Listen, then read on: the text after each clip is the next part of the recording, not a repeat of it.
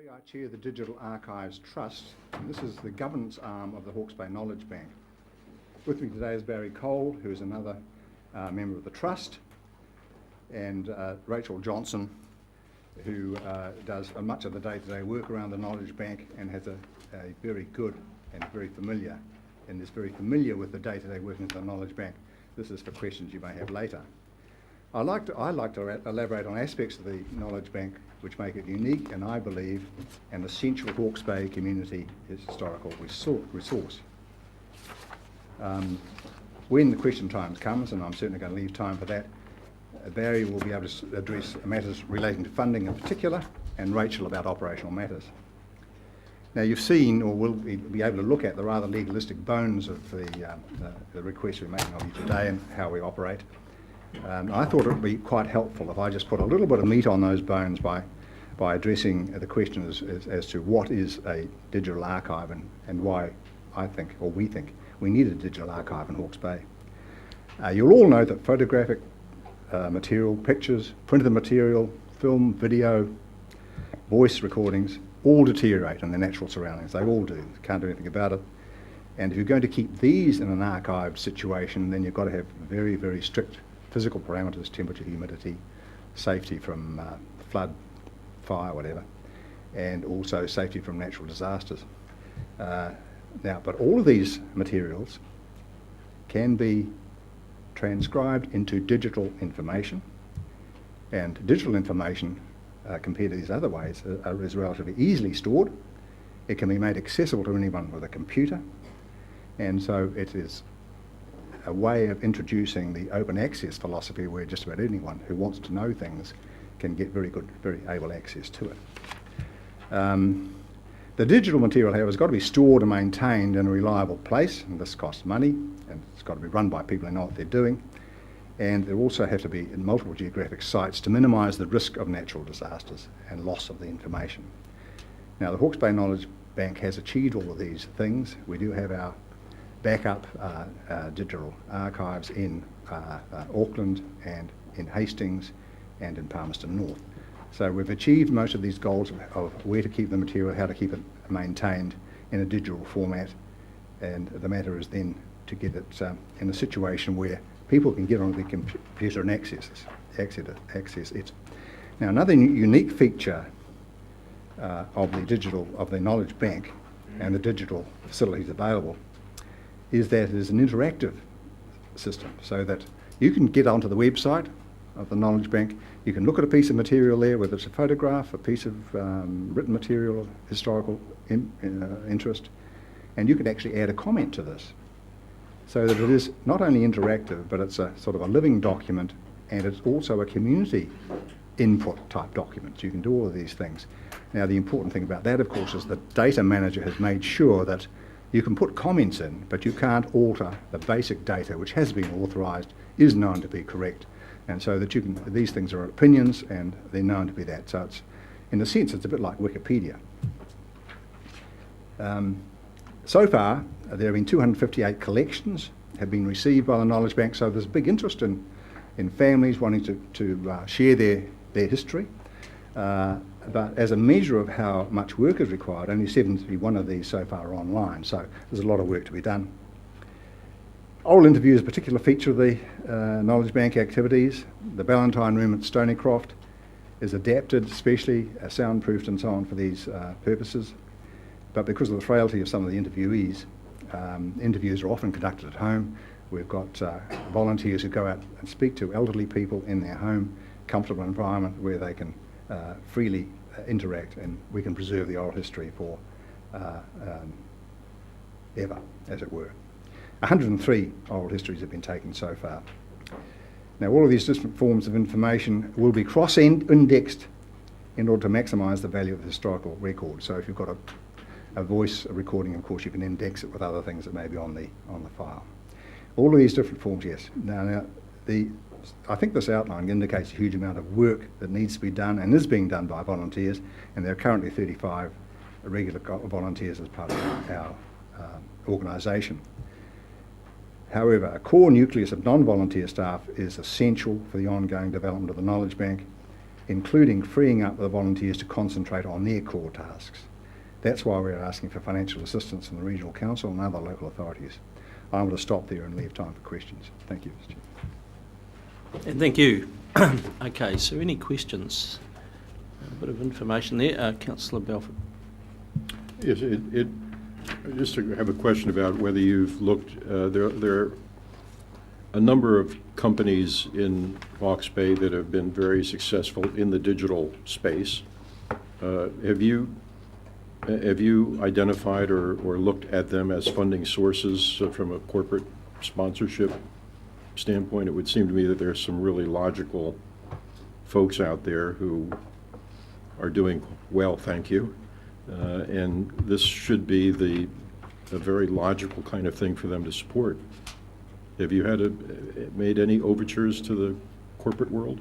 I'm a little bit at a disadvantage here because the manager of the organisation, James Morgan, who has been the driving force behind this, is unfortunately overseas. I'd be very doubtful if he hasn't approached everybody in Hawke's Bay that he's likely to get assistance from. So although I couldn't document it, I'm pretty sure that most areas have been tapped on the shoulders that we're very often so you don't have a what I would call an acquisitions budget or fund or something, do you? Everything here seems to relate to operating costs. The acquisitions are usually offerings, to be fair, and I shouldn't say that because people will be tapped on the shoulder. If there's a prominentist person in Hawke's Bay who is getting near the end of their life, of course the people taking oral histories like to hear about that and go and ask them if they would care to record some of their memories before they go. So that's, in that sort of sense, we go out and look for business. But there is so much business that comes, as it were, by people just saying, look, I've got this collection of photographs, I've got this collection of books, I've got this, our farming family's been going for, here's a whole lot of our stuff. So the actual volunteers are huge, and the volunteer contributors are very large in number. And of course we've got to be a bit careful to be able to deal with their materials and get them back to them, because they don't want to loan out their precious possessions for us to be making pictures of, and then die in the interim while they're waiting for them to come back. So there is a pressure to get the work we've already got done. Councillor Pipe. Just two things, David. Did you say you had 258 collections received so far and you've only got one online? No, 71 online. Oh, 71, Yeah, okay. And the other thing is, just talking about duplication of services, there's archives at the Hawke's Bay Museum. We here, for instance, at the Regional Council hold our archives down in Fielding, isn't it? So is there a duplication on that basis? And well, there isn't, because you can't get at your archives online. okay. That's the trouble with archives, is that they're often not on site. If you want to see some particularly precious archive, very often it's at the National Library or somewhere like that. You can't, and it's not always online, so it's very, very difficult. So we're talking about Hawke's Bay history. So first of all, this is only Hawke's Bay history, it's not anything else. We have approached the various the national organisations from time to time, and they're very keen to chime in when it seems that we've got stuff that they need and we can trade information with them, but we're not at that stage at all yet. And Councillor Bevan. Thank you, and thanks for your presentation. I'm a little bit confused about what your what you see as your primary role here. Is it to get digital records of individuals or institutions or companies, or doesn't it matter to you? That's exact. All of those groups you've mentioned are already have already contributed one way or another. So we've got all of those groups. As long as it's to do with Hawke's Bay and it seems to be significant, there is an access process, an assessment process, because obviously you can't take everything that people want to give you. Sometimes it's not judged to be of terrible historical importance. But all of the groups you've mentioned are represented so far in the material that's been collected. Okay, so I would have thought that there would be a number of individuals who would be more than happy to have a digitised record of the physical stuff they've got, photos or whatever, and pay for it. Have you considered charging people? That sometimes happens, that they ask, there isn't an arrangement made or a contribution made. For instance, the Croquet Club, the Hastings Croquet Club, after 100 and something years or whatever, recently went out of existence, and they were very kindly gave a donation so that their records could be placed online. Okay. But on the other hand, it's got to be accessible to everybody. We don't want to have a private. We're not running a private digital archive. We can't do that. Thank you. Thank you, Dr. Barry. So thank you. That's your 10 minutes finished, and thanks very much for your presentation and your submission, and we will be considering these tomorrow with the hearing resuming at the stage at 11 o'clock in the morning. Thank you. Thank you. Okay, now we have Mr. Gerrard Payne.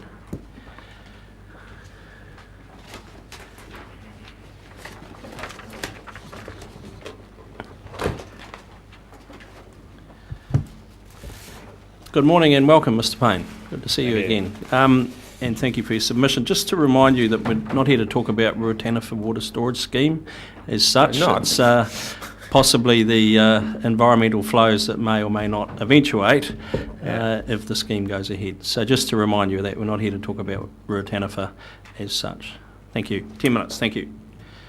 Right. We'll say no disrespect to the previous submitters who've been mostly asking for money.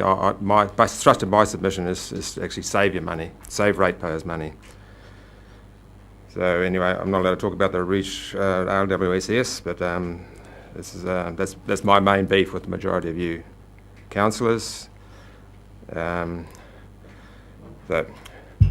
even if I was in favour of the RWS in its present form, I would still choose option C of your environmental flows proposal. The Board of Inquiry has already mandated sufficient water for flushing flows.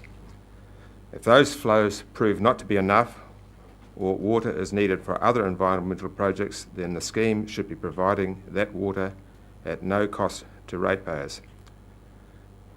And there are other and better ways of helping Lake Whātuma than what you have proposed, and there are plenty of other environmental projects that could benefit from more money. So the biodiversity strategy for one, or the option D I suggested in my written submission, facilitating farmers who want to irrigate to build water storage ponds on or near their own farms. In a recent talking point opinion in Hawke's Bay Today, Councillor Scott tried arguing that on-farm water storage was not right. In a letter to the editor printed in the Hawke's Bay Today on the 30th of April, I reckon I successfully refuted her opinion. So despite the paper referring to the Nararoro River rather than the Makaroro. So and that's perhaps a Freudian slip with what your next project is likely to be if you do manage to start the RWSS.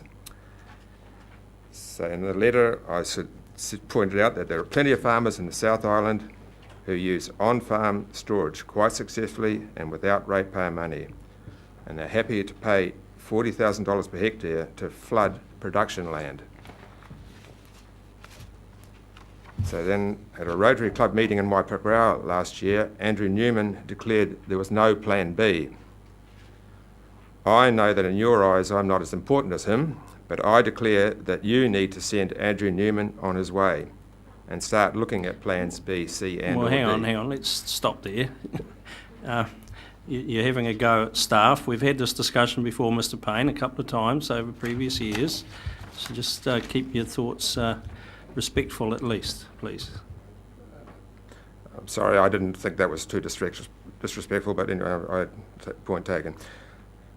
In my written submission, I then went on to say that if you do choose option A, however, then if the motivation behind this proposal is genuinely environmental, rather than the seemingly more obvious wanting to try and make the RWSS look a little less shaky in its early stages, then you need to reverse and alter the quantities of water you take each year. Say 1 million cubic metres in the first year of operation, 2 million in the second, and increasing year by year as the need to counteract the increase in harmful nutrient outflows that will result as more and more intensive agriculture comes on stream. At the Have Your Say meeting in Waipakarau on 4th of May, Councillor Wilson indicated that your decision on this matter would not necessarily be swayed by what the majority of submitters have to say. I assume he was saying that some of you may instead listen to the silent majority. All I can say to that is that just because most ratepayers are silent does not mean they support your option A. For example, I asked a couple of the farmers I work for whether they were going to submit. One said no, because he reckoned you didn't need to buy the extra water now, as enough farmers had signed up. It's pretty obvious to me as to why he thought you were embarking on this venture. And secondly, another said he wasn't going to bother, despite being opposed, because he said you'll do it anyway. I think that's a bit sad that he's been reduced to that state. So please don't take their silence for granted and as a stamp of approval. My other submissions do not need any further elaboration. So I support your preferred option A on managing, monitoring land. I don't support your preferred option B for fit for the purpose council. So, it would be a nice to have rather than a need to have. And I support your preferred option in regards to Wellington leasehold properties. With regards to the Wellington leasehold property, there is just one other matter.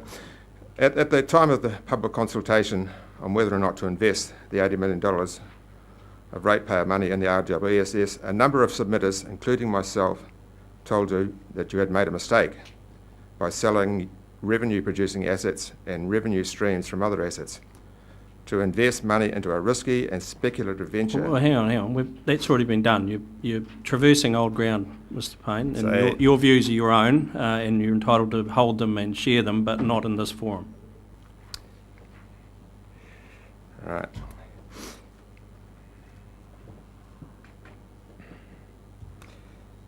All right, well, by point 6 there, say that, but basically, where I'm going now is my point 7 on my.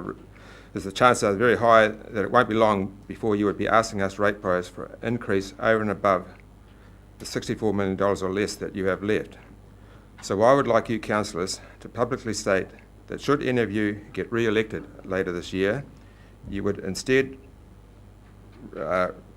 offer to resign rather than ask us for more money to fund the RWSS. Well, yet again, Yeah, okay. we're getting outside the scope, Mr. Payne. Well, can we ask you some questions about on-farm storage, perhaps? Yes, by all means. So has anyone got any questions on that? Anyone got any questions for Mr. Payne? Full stop. Councillor Barker.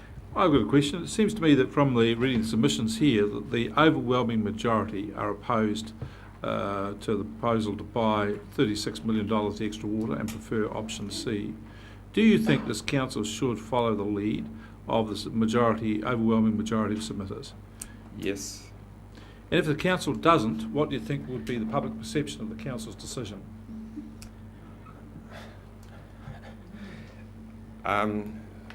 They're not listening to, well, they're taking for granted what the silent majority are having to say, what the old silent majority think. So can I follow that up with a question? Do you think the Tuki should be swimmable as per the Green Party's latest ambition? Yeah. Thank you. Councillor Bevan. Yeah, thanks, Chair. So you're in favour of option C, which is the council not purchasing water for environmental flows. Would you feel differently if the council didn't have to purchase the water but obtain the environmental flows via a lower return on its investment? By a lower return, like it's basically for free, or no charge. Is it? No charge, but the council got a lower rate of return on the investment it makes instead. Yes, provided that the volumes were all altered and went the other way. Rather than starting off at 8 million when you're probably not a million cubic metres the first year, start off at a figure and increase year by year. Question, you've asked a question, Councillor Barker. Councillor Scott. Thank you, Mr. Payne. Trying to take away from your concentration on cleaning up the tuki due to other people's adding of nutrients, etc. Climate change is telling us we're going to get drier, harder summers. My question is, are you in favour, should there be access to that stored water, of buying some of the stored water in summer for purely public good for biodiversity and environmental projects? I don't think you should be buying it, no. So you wouldn't access it? You wouldn't access it? It's stored. It could be accessed it could be accessed without cost to the ratepayers. Yeah, so with ratepayers, the regional council in its wisdom has put up the scheme. It should be it'll be a payback for all the hard work of your staff. Last question.